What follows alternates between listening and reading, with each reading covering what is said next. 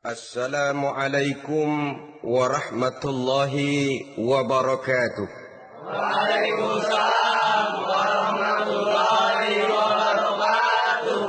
Bismillahirrahmanirrahim. Alhamdulillahi rabbil alamin. Wassalatu wassalamu ala ashrafil anbiya'i wal mursalin wa ala alihi wa ashabihil mujahidin at-tahirin, amma ba'du. Saudara-saudara kaum muslimin rahimakumullah. Pada dasarnya agama adalah aturan.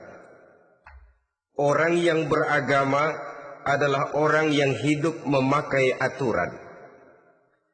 Berbeda dengan undang-undang hukum pada umumnya, maka aturan agama ini tidak hanya berisi perintah dan larangan.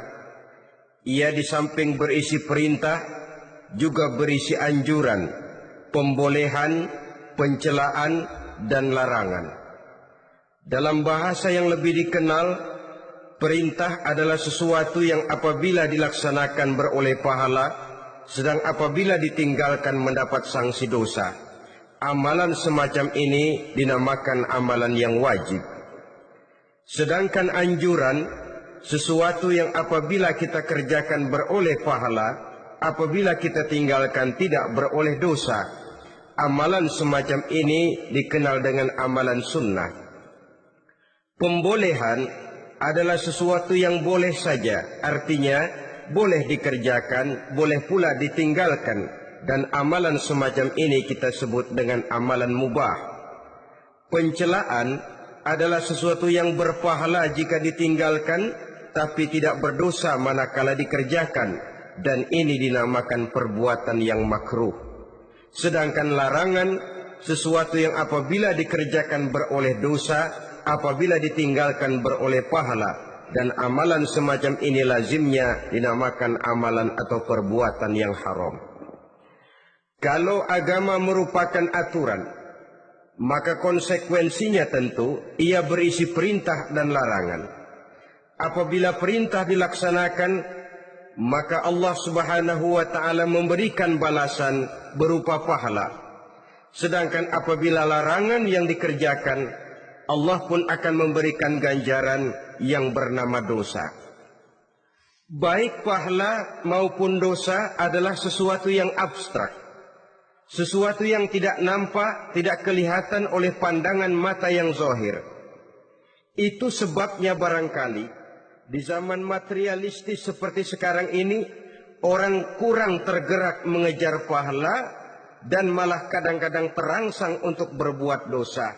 Karena pahala dan dosa sesuatu yang tidak kelihatan oleh pandangan mata yang zahir ini. Namun sungguh pun demikian, pahala dan dosa bisa mendatangkan kebahagiaan atau kegelisahan batin. Bersabda Rasulullah sallallahu alaihi wasallam, "Idza sarratka hasanatuka wa sa'atka sayyi'atuka fa anta mu'min."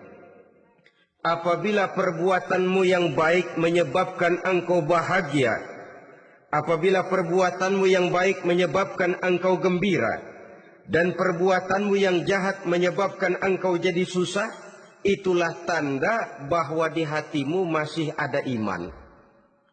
Artinya, belum tentu orang yang berbuat baik merasa bahagia dengan kebaikan yang dikerjakannya. Dan tidak selamanya orang yang berbuat jahat sanggup menyesali perbuatan jahatnya. Oleh karenanya, apabila iman masih ada, apabila hati masih hidup, perbuatan yang baik menyebabkan orang gembira, perbuatan yang jahat menyebabkan orang susah dan gelisah hatinya. Ini mengandung pelajaran. Sekali kita berbuat baik, jangan sekali-kali menyesali kebaikan itu. Sebaliknya, satu kali kita melakukan kesalahan, hendaknya selalu menyesalinya. Kadang-kadang dalam kehidupan, karena orang tempat kita berbuat baik itu rupanya membalas air susu dengan air tuba, kita lalu menyesali kebaikan. Lahirlah kata-kata, nyesal saya nolong dia. Ibarat pepatah katanya, nolong anjing kejepit. Waktu kejepit setengah mati kita tolongin. Begitu selesai dia dari kejepitnya, malah kita digigitnya. Saudara hadirin yang saya muliakan, dalam kehidupan sehari-hari barangkali ini kena filsafat yang disebut dorong mobil mogok. Ketika mobil mogok setengah mati kita dorong, begitu mesin hidup ditinggalkannya kita di belakang. Sesungguhnya perbuatan kita yang baik tidak harus disesali. Karena disesali atau tidak, toh perbuatan itu sudah kita lakukan. Dan penyesalan atas segala kebaikan hanya akan mengurangi nilai pahala kebaikan itu sendiri. Berbahagialah apabila berbuat baik. Walaupun orang yang kita melakukan kebaikan membalasnya dengan kejahatan. Menyesalah apabila berbuat kesalahan, apabila melakukan dosa. Karena itu pertanda nilai iman yang masih hidup dalam jiwa kita. Saudara-saudara kaum muslimin yang berbahagia. Jadi sungguh pun pahala dan dosa sesuatu yang abstrak. Efeknya jelas, dia mendatangkan kebahagiaan atau membawa kepada kegelisahan batin di dalam kehidupan manusia. Orang di zaman materialis kurang terangsang berbuat pahala dan terdorong melakukan dosa. Kenapa? Karena pahala tidak kelihatan, dosa tidak nampak. Kalau pahala kelihatan, barangkali nggak kuat kita mikul pahala. Kalau dosa benjol, umpama tiap bikin dosa palanya benjol, barangkali sudah nggak karu-karuan kepala kita. Baik pahala, baik dosa, sesuatu yang tidak nampak oleh pandangan mata zahir, tapi yang punya efek dalam kehidupan ini. Orang yang banyak pahalanya dengan orang yang banyak dosanya, kalau dia berjalan barangkali sulit kita membedakan. Tapi efeknya dalam kehidupan ini jelas adanya.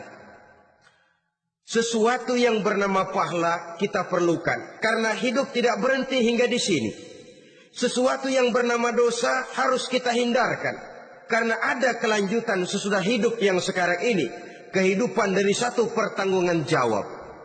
Itu sebabnya Imam Ghazali dalam bahasa yang indah sekali berpesan, Jadidis safinah fa innal bahra amiq wa khuziz zad fa inna safara ba'id. Perbarui selalu kapalmu, rawat, jaga baik-baik, dandani kapalmu, fa innal bahra amiq, karena sesungguhnya lautan ini sangat dalam. Satu bahasa yang indah dari tamsil terhadap kehidupan. Perbaiki kapalmu karena lautan ini sangat dalam. Artinya jaga baik-baik hatimu. Pelihara iman dan keyakinanmu. Karena hidup ini bagaikan gelombang lautan. Tempo-tempo air tenang, tempo-tempo ombak menggila dan menggunung. Jaga iman baik-baik karena hidup penuh dengan cobaan dan ujian. Itu maksudnya. Wa khuziz zad fa inna safara ba'id. Dan bawa bekal yang banyak karena perjalanan hidup ini sangat panjang.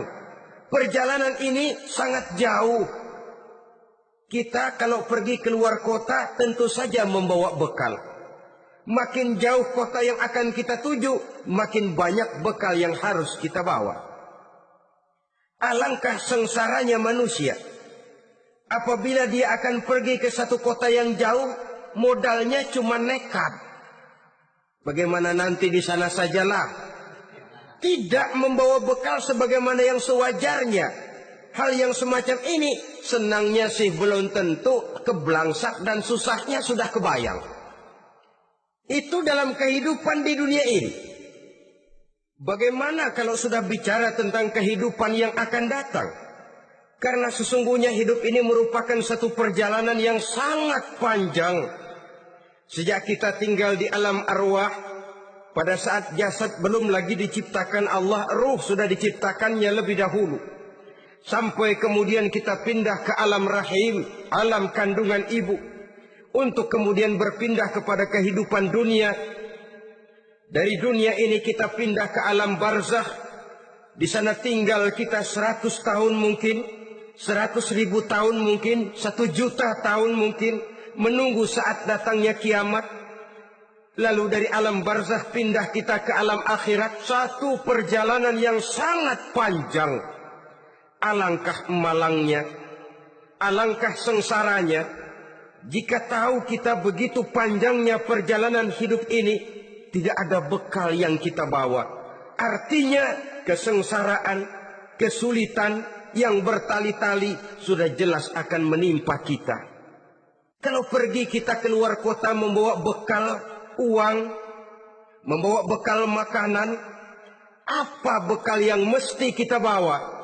Apabila kita kembali ke alam barzakh, kembali ke alam kubur, berkumpul di padang mahsyar di akhirat nanti, nasi yang mau kita bawa, uang yang mau kita bawa, tentu tidak lagi. Karena kehidupan materialis selesai di atas liang lahat.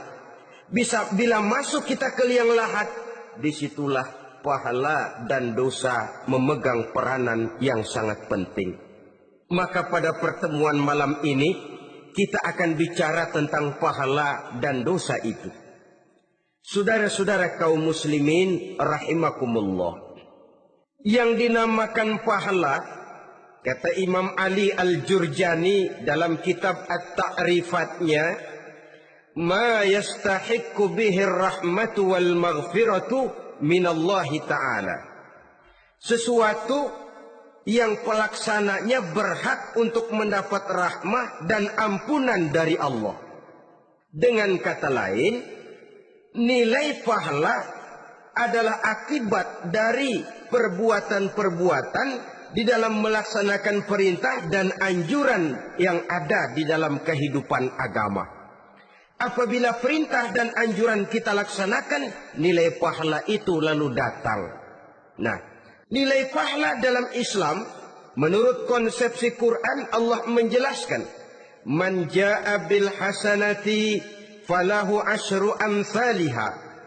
Barang siapa yang datang membawa satu kebajikan, barang siapa yang melaksanakan satu kebaikan, maka dia akan mendapat balasan 10 kali dari kebaikan yang dikerjakannya. 10 kali ini pun masih dilipat gandakan dengan 7. 7 ini pun masih dikalikan 100. Dan itu pun masih ditambah dengan pernyataan wallahu yudha'ifu liman yasha. Allah masih akan melipat gandakan perbuatan baik seseorang yang dikehendakinya. Itulah nikmatnya dalam Islam.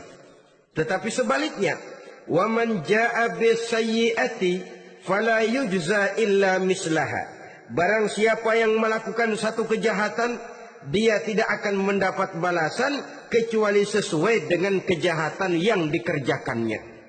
Alangkah rahman dan rahimnya Allah.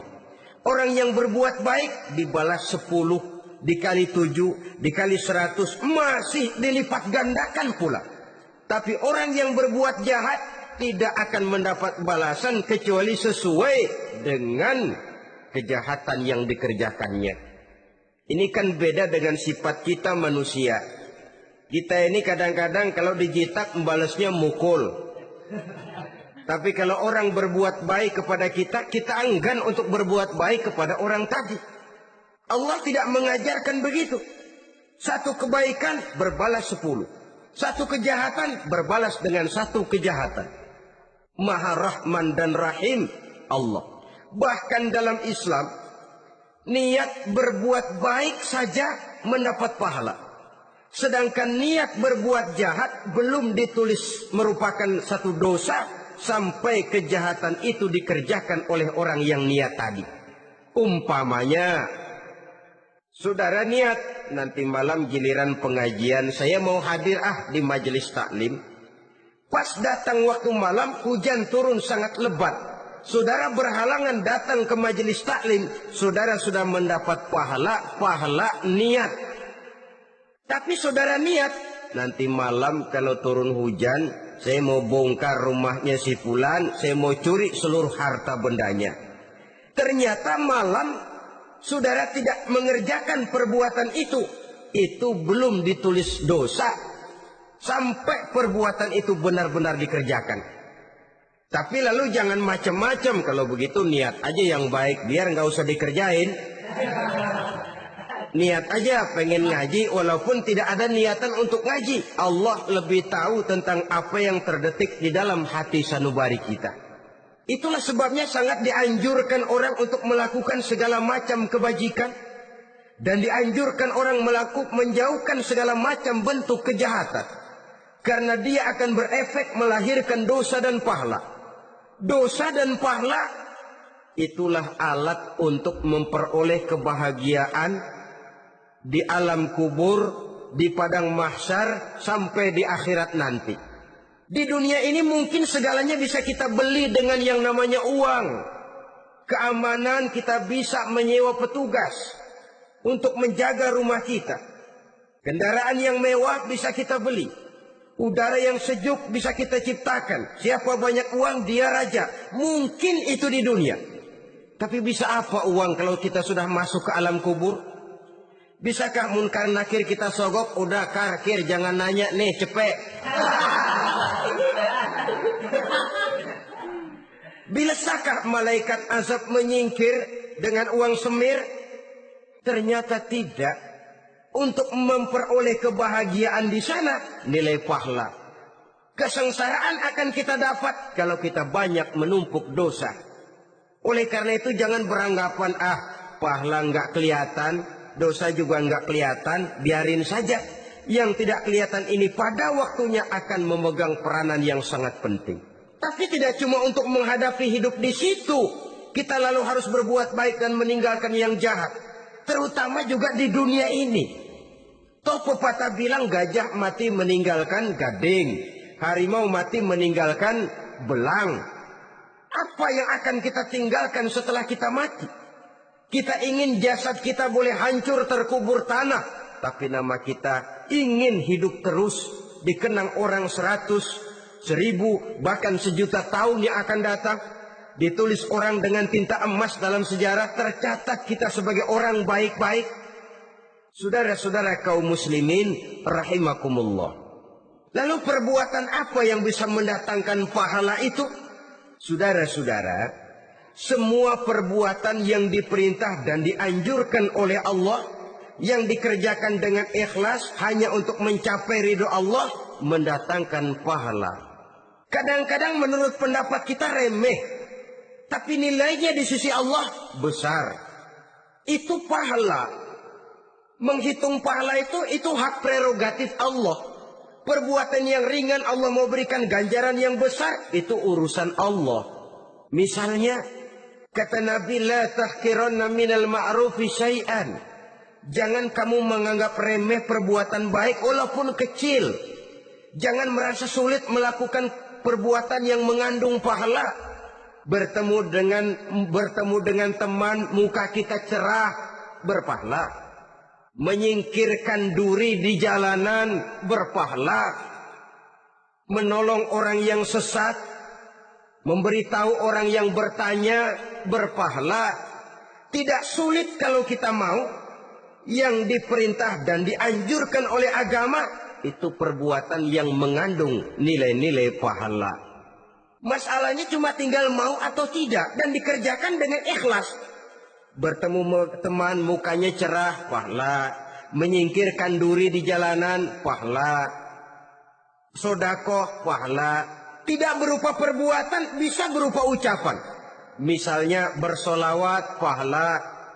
Bertasbih dan bertahmid, pahala. Kata Nabi, kalimatani khafifatani 'alal lisan, saqilatani fil mizan. Ada dua kalimat yang enteng di lidah tapi berat di timbangan akhirat nanti. Apa itu? Subhanallah walhamdulillah. Itu kan amalan yang ringan, perbuatan yang mudah saja, tapi nilainya demikian besar dalam pandangan Allah. Jadi pendeknya, perbuatan yang bernilai pahala adalah perintah dan anjuran agama yang dilaksanakan dengan ikhlas semata-mata untuk mencapai ridho Allah, itu mengandung pahala. Niat dasarnya itu harus karena Allah. Landasannya harus karena ikhlas. Bukan cuma sekedar basa-basi, tidak karena ingin dipuji orang, tidak karena mengharap tanda jasa, tapi ikhlas semata-mata. Dari perbuatan yang paling kecil dan mudah sekali sampai kepada amalan-amalan yang besar dan memerlukan biaya yang besar, seperti melaksanakan ibadah haji, seperti jihad fi sabilillah, membangun masjid, membangun pondok-pondok pesantren, membangun pusat-pusat kesehatan, membangun jalan-jalan umum, termasuk menjaga keamanan. Jangan dikira loh, sistemling umpamanya, menjaga keamanan kampung tidak berpahala. Kalau diniatkan ibadah, menjaga ketenangan warga supaya mereka tekun ibadah, ikhlas karena Allah, itu juga bernilai ibadah. Keluar kita dari rumah, pergi pagi, pulang sore, peras keringat, banting tulang cari nafkah, buat menghidupi anak istri kita. Kalau diniatkan ibadah, melaksanakan kewajiban sebagai kepala rumah tangga, membantu orang tua sebagai anak, itu juga perbuatan-perbuatan yang mengandung pahala. Yang terbaik sesuai dengan bidang kehidupan kita. Ada orang yang dinamakan abid, ahli ibadah, pahala yang paling baik bagi dia, banyak-banyak tahajud, sembahyang malam, wirid, zikir, tasbih. Ada yang dinamakan orang alim, pahala yang paling baik buat orang macam ini, mengajar, menyebarkan ilmu, mendakwahkan Islam. Ada yang disebut wali, pejabat pemerintah, petugas. Amalan pahala yang paling baik buat orang semacam ini, melayani masyarakat, bekerja di bidangnya sesuai dengan profesinya. Saudara hadirin yang saya hormati, jadi dengan demikian, perbuatan-perbuatan yang mengandung nilai-nilai pahala ini bisa perbuatan yang menurut kita kecil namun punya nilai besar. Apalagi perbuatan besar dengan biaya yang besar, tentu makin besar juga pahala yang disediakan oleh Allah Subhanahu wa taala. Oleh karenanya, kalau kita bercermin dari ayat Quran, hidup ini kesempatan untuk berbuat baik. Huwallazi khalaqal mauta wal hayata liyabluwakum ayyukum ahsanu amala. Dialah Allah, Tuhan yang telah memberikan hidup dan mati kepadamu untuk menguji kamu, siapa di antara kamu yang paling baik amal perbuatannya. Jadi tidak saya rinci, tapi cukuplah satu penjelasan global. Perbuatan yang berpahala adalah perbuatan melaksanakan perintah Allah atau anjuran Allah dengan dasar ikhlas, dengan tujuan untuk mencapai ridho Allah semata-mata. Lalu apa perbuatan yang mengakibatkan dosa itu? Saudara-saudara, dosa lahir akibat melakukan larangan Allah atau mengerjakan yang dicelaknya. Nah, para ulama ada yang membagi dosa itu menjadi dua bagian. Ada dosa-dosa kecil, ada dosa-dosa besar. Tetapi sebenarnya ditinjau dari segi hakikatnya, kalau sudah melakukan satu kesalahan yang mengakibatkan dosa, jangan dilihat besar dan kecilnya, tapi kepada siapa dosa itu kita kerjakan. Sebab kalau dosa kita anggap satu yang kecil, orang akan terangsang untuk mengerjakan yang kecil-kecil saja.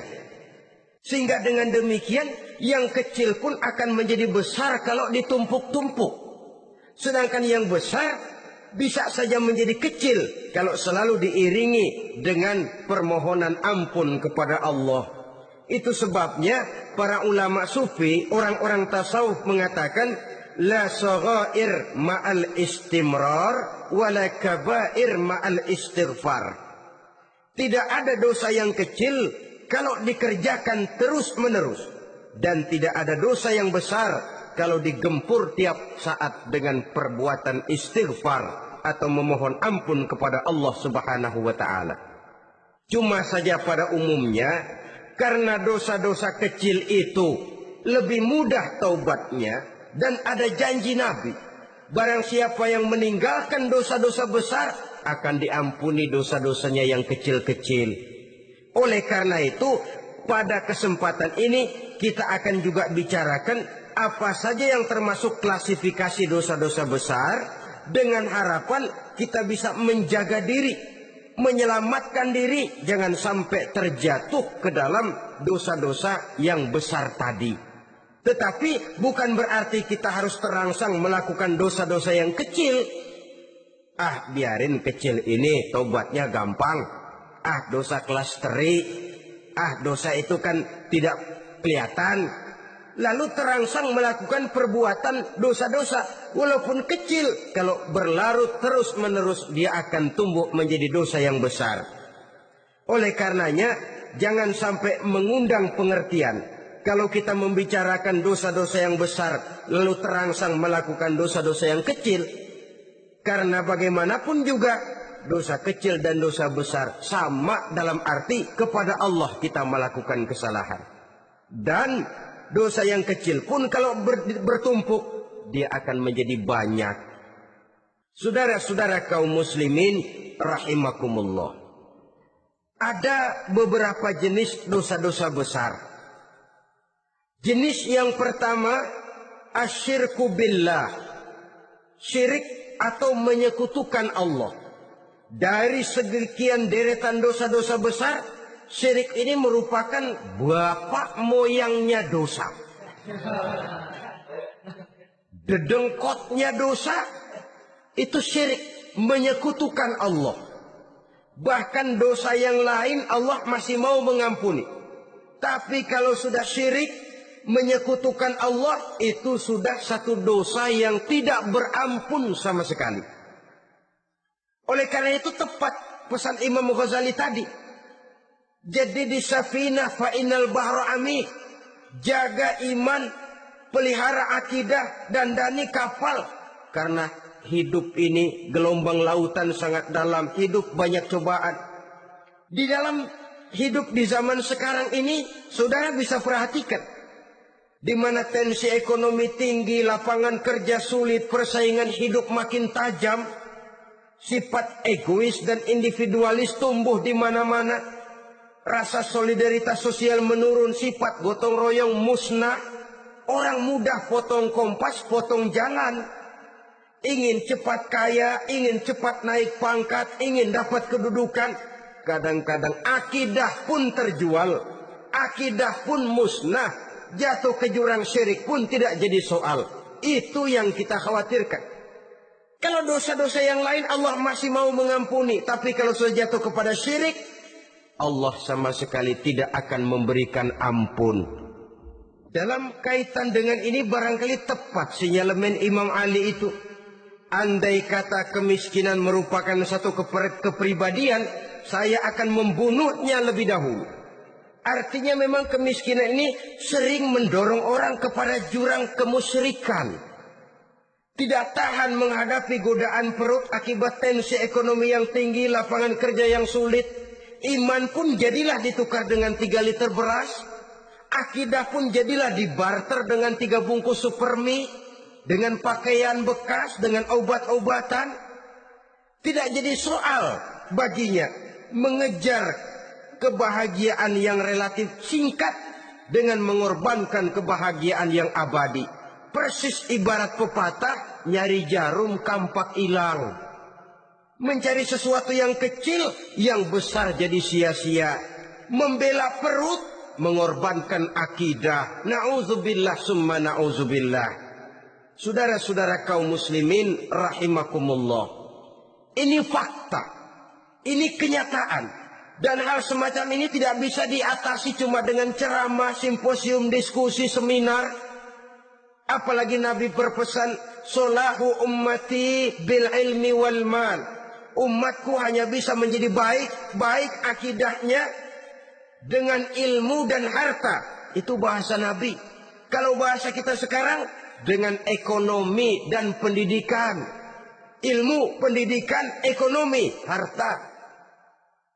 Tanpa itu sangat besar kemungkinan kita bisa menjual akidah terjerumus di lembah kemusyrikan. Maka terutama kepada saudara-saudara saya, muslimin yang terpencil jauh dari kota-kota besar, yang kadang dalam kehidupan seharinya imannya sering digoda oleh supermi, akidahnya sering ditantang oleh pembagian beras, pakaian-pakaian bekas, obat-obatan dan sebagainya. Jaga dan bentengi akidah kita. Lebih baik nyawa berpisah dari badan asal iman jangan berpisah dari hati. Kepada adik-adik saya para remaja, para pemuda di kota-kota besar yang iman dan akidahnya sering ditantang dengan minuman-minuman keras, fasilitas-fasilitas yang menghanyutkan, yang secara terarah dan praktis sedikit demi sedikit menggiring kita untuk keluar dari nilai-nilai akidah. Hati-hati, jaga baik-baik, sebab intan paling mahal, mutiara paling berharga tidak lain nilai iman ini. Tergelincir kita daripadanya, jatuh ke lembah kemusyrikan, jatuh ke satu dosa yang teramat besar yang Allah tidak akan pernah memberikan ampun lagi. Ini dosa besar yang pertama. Yang kedua, qatlun nafsi illa bilhaq, membunuh orang tanpa alasan yang benar. Di zaman kesulitan ekonomi kadang-kadang orang mudah nekat. Tengok saja, kadang-kadang karena pasar uang 100-200 perak saja nyawa bisa melayang. Kadang-kadang karena urusan yang remeh, salah omong, salah ambil, salah ucap, salah pegang, nyawa bisa jadi melayang. Alangkah murahnya nyawa, seakan-akan kita yang punya. Padahal nyawa itu hak milik Allah. Tidak pantas kita merampasnya, tidak pantas kita menghilangkannya dari jasad seseorang. Oleh karenanya, membunuh orang merupakan satu dosa yang sangat besar. Jangankan kepada orang yang seakidah, orang yang lain akidah saja pun, kalau dia hidup berdamai, rukun, berdampingan, kita harus melindungi. Apatah lagi teman seakidah sendiri. Saudara-saudara kaum muslimin rahimakumullah, pantas kalau Nabi menyatakan apabila dua orang Islam sudah saling berkelahi, berbunuh-bunuhan, al-qatil wal maqtul finnar, yang membunuh dan yang dibunuh dua-duanya sama-sama masuk neraka. Sahabat heran, ya Rasul, kalau yang membunuh masuk neraka sih wajar, tapi yang terbunuh kok neraka juga, kenapa? Kata Rasul, sebenarnya dia juga cuma sudah niat untuk membunuh, cuma keduluan saja. Andai kata dia tidak terbunuh, tentu dia yang akan membunuh. Saudara-saudara kaum muslimin rahimakumullah, Islam sesuai dengan namanya adalah agama damai. Kita tidak boleh mencari-cari musuh, walaupun tidak boleh lari kalau bertemu musuh. Oleh karenanya, pantang seorang muslim menimbulkan benih keonaran menjadi biang kerok buat lingkungannya. Sesuai dengan namanya, seorang muslim adalah seorang yang dalam hidup senantiasa berusaha menebarkan salam, menebarkan kedamaian, ketenangan dan ketentraman. Dengan prinsip musuh jangan dicari, bertemu pun jangan lari. Yang ketiga, termasuk dalam kelompok dosa besar ini, surbul khamr, meminum minuman keras. Termasuk di dalam kata khamr ini ganja, morfin, narkotik. Sebab apa? Jenis minuman semacam itu tidak hanya merusak keadaan sekarang, tapi sekaligus merusak kehidupan yang akan datang. Kalau itu jatuh di tangan generasi muda, artinya kan merusak kehidupan masa depan daripada suatu bangsa. Karena apa? Remaja dan pemuda merupakan bentuk miniatur daripada kehidupan bangsa. Akan bagaimana warna umat Islam di Indonesia, bahkan akan bagaimana warna Indonesia 30, 40, 50 tahun yang akan datang, remaja sekarang jawabannya. Kalau remaja kita sekarang ini kerjanya cuma bisa nyekek botol, insya Allah bangsa Indonesia 30-40 tahun yang akan datang akan tumbuh menjadi bangsa teler. Tidak banyak yang bisa kita harapkan. Remaja adalah gambaran masa depan dari satu bangsa, dari satu umat. Dan remaja itu di dalam dirinya secara fitrah terkumpul semua bakat, terdapat semua kemungkinan. Kita ini lahir membawa sifat pemimpin, tapi juga membawa sifat pengacau. Kita ini ada bakat jadi orang jujur, ada bakat jadi pengkhianat. Kita ini ada bakat menjadi orang baik-baik, kita juga punya bakat jadi biang kerok. Kita kemungkinan bisa jadi pemimpin bangsa, tapi juga bisa menjadi pemimpin bangsat. Nanti lingkungan dan pendidikan akan menumbuhkan, membentuk mana yang tumbuh lebih subur. Kalau lingkungan dan pendidikannya lebih banyak bercerita tentang kejujuran, maka nilai kejujuran yang akan tumbuh lebih banyak dalam jiwanya. Dan insya Allah diharapkan dia akan menjadi manusia yang jujur di kelak kemudian hari nanti. Dan masalah minuman keras ini sebenarnya berkait. Kita tidak bisa cuma menyalahkan remaja saja, menyalahkan pemuda saja. Karena bagaimanapun masalahnya kompleks. Menghancurkan sesuatu tanpa melihat kausalnya, tanpa melihat sebab akibatnya kan sama juga bohong. Kemungkinan karena broken home, kemungkinan karena pergaulan, kemungkinan karena kurang perhatian orang tua, kemungkinan karena akibat bacaan, tontonan, atau fasilitas berupa dibukanya pabrik-pabrik minuman keras, dijualnya minuman-minuman keras, di warung-warung yang remang-remang, yang memberikan kenikmatan, kebahagiaan, dan kebanggaan tersendiri, sehingga akhirnya orang terangsang untuk datang dan minum di sana.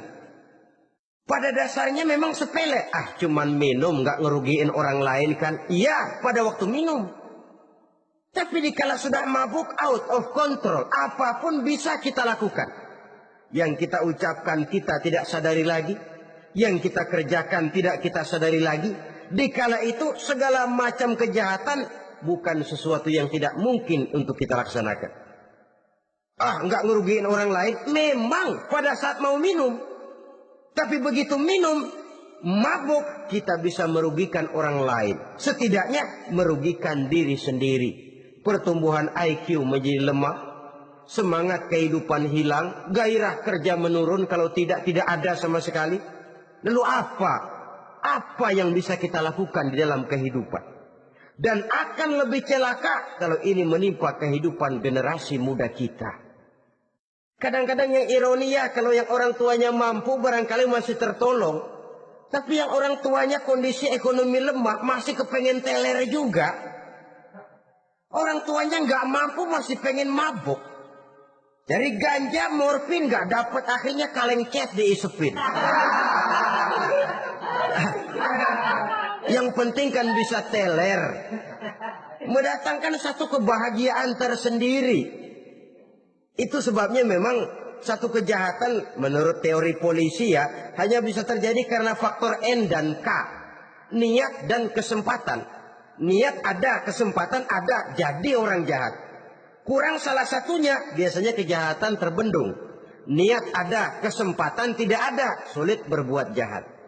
Kesempatan ada, niat tidak ada, tidak mungkin orang jahat. Tapi yang paling dominan sebenarnya niat. Kalau niat sudah kuat, kesempatan bisa dicari. Kesempatan bisa diciptakan. Biar Hansip nongkrong, ditungguin lengahnya. Iya biarin, jam 11 sampai jam 2. Matanya melotot, jam 3 dia mulai ngulet, ngempet. Nah, di saat itu saya masuk ke rumahnya. Kalau niat kuat, kesempatan bisa diciptakan. Dan kalau sudah niat, ini masalah hati. Kalau sudah masalah hati, menyangkut soal moral. Moral artinya sudah masuk kepada kehidupan agama. Saudara-saudara kaum muslimin rahimakumullah. Yang keempat yang termasuk jenis dosa besar, az-zina, perbuatan zina. Di zaman pergaulan bebas dengan prinsip free love, free sex ini, tengok sudah berapa banyak gadis-gadis bergelimpangan jadi korban. Berapa banyak bayi-bayi yang lahir ke dunia tanpa tahu kemana dia mesti memanggil bapak.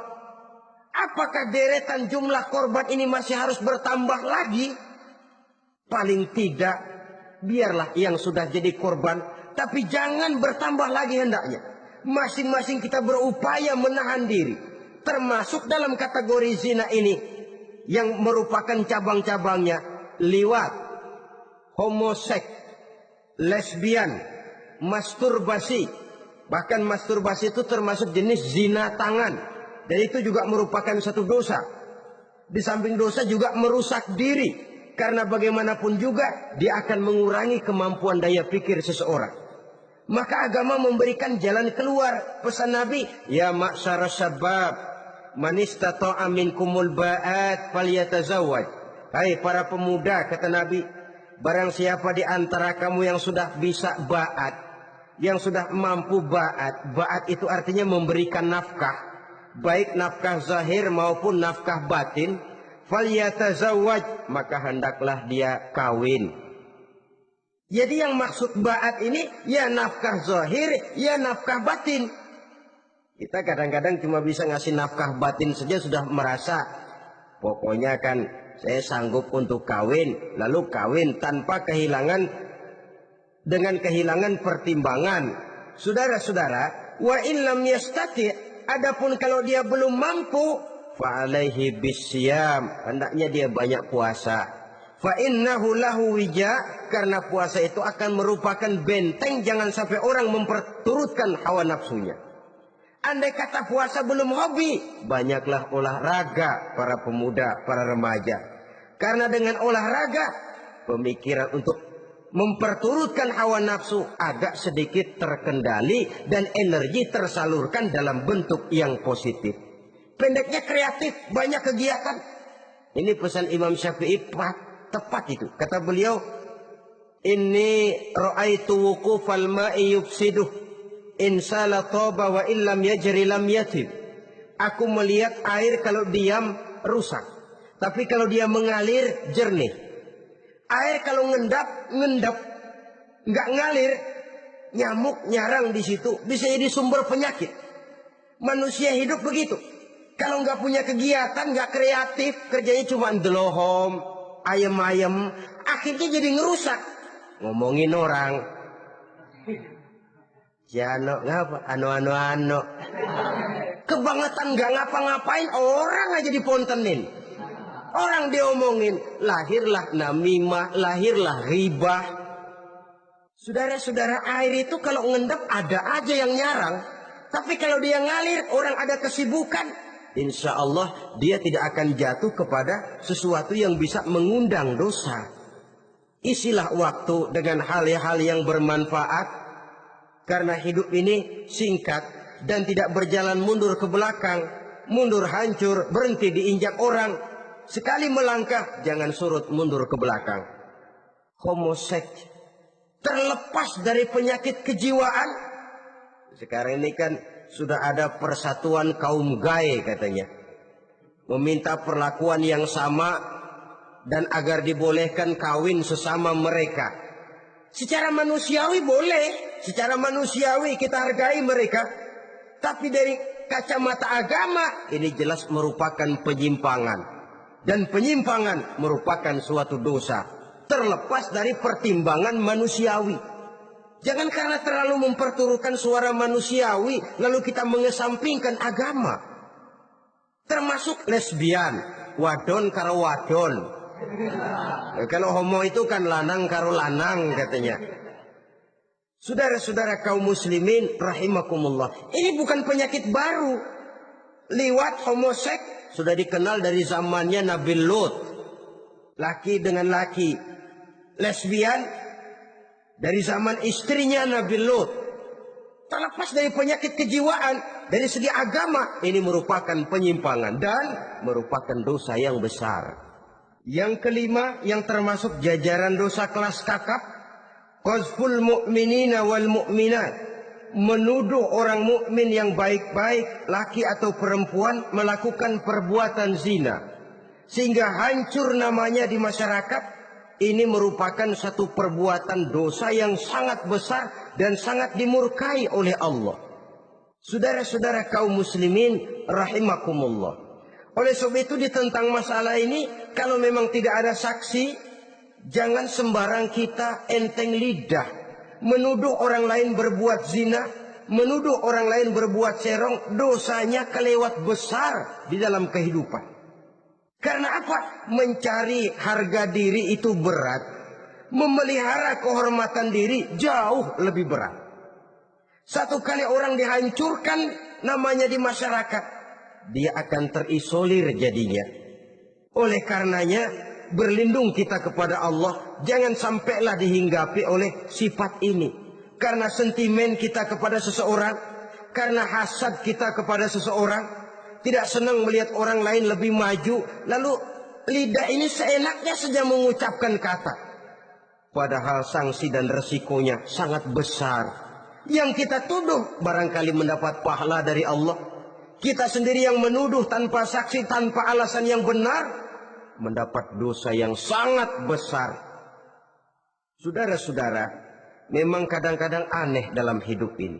Seorang pelacur biasanya bisa menjaga mulutnya di masyarakat, kata-katanya baik, sopan. Kenapa? Karena mulut yang satu sudah tidak terjaga.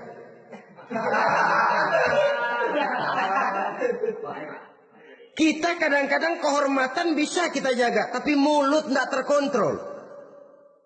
Ngomong saenake dhewe, bikin orang mangkel, kesal, fitnah sana, fitnah sini. Menghancurkan nama baik orang, ngomongin yang macam-macam. Bagai-bagai macamlah caranya. Saudara-saudara kaum muslimin yang berbahagia. Jadi dengan demikian, menuduh orang lain berbuat zina, sedangkan orang itu tidak pernah melakukannya, ini termasuk satu dosa yang sangat besar di dalam kehidupan ini. Yang keenam, al-aqu bil walidain.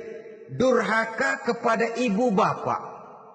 Seorang anak, bagaimanapun banyak nilai ibadahnya, banyak kebaikan di masyarakat, menyandang berbagai macam gelar, pangkat dan jabatannya tinggi, tapi kalau sudah durhaka kepada kedua orang tuanya, alamat hidup tidak lagi membawa keberkahan. Dan itu dosa yang sangat besar. Sampai Nabi sabdakan, ridho Allah ada di dalam keridhaan ibu bapak. Murka Allah pun ada di dalam kemurkaan ibu dan bapak. Walaupun belum tentu setiap kita orang tua, tapi yang jelas setiap kita adalah anak. Dan setiap anak punya ibu dan bapak. Jangan sampai kacang lupa kepada kulitnya. Saudara-saudara kaum muslimin rahimakumullah. Durhaka kepada ibu bapak merupakan perbuatan yang sangat dimurkai oleh Allah. Apalagi ibu yang telah melahirkan kita, bahkan mengandung kita. Begitu juga bapak yang telah berusaha peras keringat banting tulang untuk mengasuh membesarkan kita. Tidak ada perbuatan baik yang kita lakukan untuk bisa menebus kebaikan daripada ibu dan bapak kita. Setidaknya kalau belum bisa berbuat baik kepada keduanya, janganlah menyakiti hati keduanya. Itu saja dulu yang harus dijaga. Kadang-kadang sudah berbuat baik enggak, nyakitin melulu. Sudah nyenangin belum bisa, saban sehari nyakitin saja. Padahal kedua orang tua itu doanya manjur, sebagaimana sumpahnya juga bisa jadi kenyataan. Dan sering bahkan menjadi kenyataan. Sampai ibu bapak sudah wafat, sudah meninggal sekalipun, kewajiban berbakti masih harus terus dilakukan oleh seorang anak. Lalu yang ketujuh, at-tawalli yaumaz zahfi. Berpaling pada hari pertempuran. Orang sedang sibuk-sibuk menghadapi musuh, maksudnya berjuang membela agama ini, dia lari menyelamatkan diri. Pengecut, mental munafik. Ayo, kalau demi agama, mari kita maju ke depan. Allahu Akbar. Yang besar Allah, yang lain kecil semua. Maju. Orang lain maju serentak, dia mundur jauh ke belakang. Mental munafik, mental calo istilah sekarang ini. Oh, itu calo, mental calo. Tuhan gedek banget itu. Coba ya, calo itu paling sibuk nyuruh penumpang naik. Tapi sementara penumpang naik sampai ke tempat tujuan masing-masing, calonya nggak kemana-mana, diem aja di situ. Cuma orang aja disuruh naik. Saudara-saudara, kerja bakti, orang turun ke comberan, dia naik ke tempat tidur. Mundur di hari pertempuran, menyebabkan orang lain gugur, dia sendiri menyelamatkan diri. Mental pengecut, mental munafik, itu merupakan dosa yang sangat besar. Saudara-saudara kaum muslimin rahimakumullah. Itu sebabnya agama itu memerlukan keberanian. Memang, tapi bukan keberanian yang tanpa perhitungan. Sebab berani tanpa berhitung namanya berani babi. Kita berani kalau benar, kita harus takut kalau salah. Jangan dibalik. Salah berani, nekat namanya. Benar takut, pengecut namanya. Orang yang pengecut adalah orang yang takut membela kebenaran. Orang yang nekat sesungguhnya udah salah nggak malu lagi. Udah salah nekat lagi. Merasa rugi berbuat kebaikan, puas kalau berbuat kejahatan. Padahal Nabi pesan, siapa yang berbuat dosa sambil tertawa, nanti dia akan masuk neraka sambil menangis. Karena itu dipesan pula di dunia ini, sering-seringlah mencuci mukamu dengan air mata taubat. Cuci lidahmu dengan zikir kepada Allah. Bersihkan hatimu dengan air ikhlas. Saudara-saudara kaum muslimin rahimakumullah. Kan ada toh orang berbuat baik nggak gembira, tapi berbuat jahat malah puas. Atau sama saja orang lain berbuat baik, hatinya kesel. Orang lain berbuat jahat, dia malah mendukung. Atau orang lain tergelincir berbuat jahat, dia malah girang. Ini kan tidak objektif. Karena yang berbuat baik orang yang dia keselin, dia nggak seneng. Tetapi karena yang berbuat jahat orang yang dia senengin, dibenerin juga. Itu nggak objektif namanya. Mundur di hari pertempuran pada saat saudara-saudara kita sedang menghadapi musuh, sikap pengecut yang sangat dibenci Allah. Yang kedelapan, termasuk kelompok dosa besar, aklu malil yatim, makan harta anak yatim. Kadang-kadang ada orang mengeksploitir loh nasib anak-anak yatim. Karena biasanya para dermawan peka kalau mendengar nasib yatim, memberikan santunan. Si yatim belum makan, yang ngurusin udah pada kenyang. Mengeksploitir, memakan harta anak yatim termasuk dosa yang sangat besar. Sehingga Nabi pesan, ana wa kafilul yatim kahataini yaumal qiyamah. Aku dan orang yang menyantuni anak yatim seperti dua jari ini di hari kiamat. Rumah yang paling dimuliakan Allah adalah rumah yang di dalamnya ada anak yatim yang hidupnya dihormati, hidupnya disantuni, keperluannya dicukupi. Maaf saja, tahap kita menyantuni anak yatim ini baru tahap setahun sekali. Kalau Muharram kita agungkanlah, kita besarkan. Lebaran yatim katanya. Kita kumpulkan dana, kita usap kepala yatim, kita kumpulkan beras, kita bagikan hari itu. Perkara bulan depan kelaparan, kita tutup kuping. Perkara bulan berikutnya dia kelaparan, kita masa bodoh. Bahwa di bulan Muharram kita santuni yatim piatu itu sudah baik. Tapi akan lebih baik lagi kalau kita sanggup menjadi bapak asuh mereka, memikirkan sekolah mereka, ada kontinuitas. Kalau mereka diasuh oleh orang lain, lalu bertukar agamanya, berpindah akidahnya, kita ngomel habis-habisan. Tapi kita ada kemampuan, kita tidak mau berbuat semacam itu. Ya sama juga bohong namanya. Saudara-saudara kaum muslimin rahimakumullah. Orang yang menyantuni yatim mendapat pahala besar. Tapi orang yang mengkorup harta anak yatim, dosanya juga sangat besar. Berhati-hatilah kalau kita diberikan kepercayaan oleh masyarakat untuk mengurus anak-anak yatim. Karena pahalanya besar, resikonya juga besar. Yang kesembilan, syahadatuz zur, sumpah palsu. Sebab sumpah palsu ini menggunakan nama Allah untuk sesuatu yang tidak benar. Nama kita saja dibawa untuk yang tidak benar, kita jengkel. Nama kita dipalsukan untuk sesuatu yang tidak baik. Kita kadang-kadang jengkel, tidak puas jengkel, menuntut melalui saluran hukum. Kenapa? Nama saya dicatut. Bagaimana lagi kalau nama Allah kita pakai untuk bersumpah, sumpahnya palsu, menguntungkan kita, merugikan orang lain, Allah murka betul. Maka sumpah palsu termasuk deretan dosa-dosa besar. Apalagi yang ke-10, aklur riba. Makan riba alias renten. Ini kan yang cepat mendatangkan uang. Kadang-kadang kalau yang bikin riba itu orang awam barangkali, ya masih kita maklumin. Kadang-kadang penyakit ini datang menimpa mereka juga yang kita kenal kebaikannya. Bahkan suka datang ke musola, rajin ke masjid kadang-kadang. Riba masih dimakannya. Karena ini cara cari duit paling enak. Duit utuh tambahnya terus masuk. Na'udzubillah summa na'udzubillah.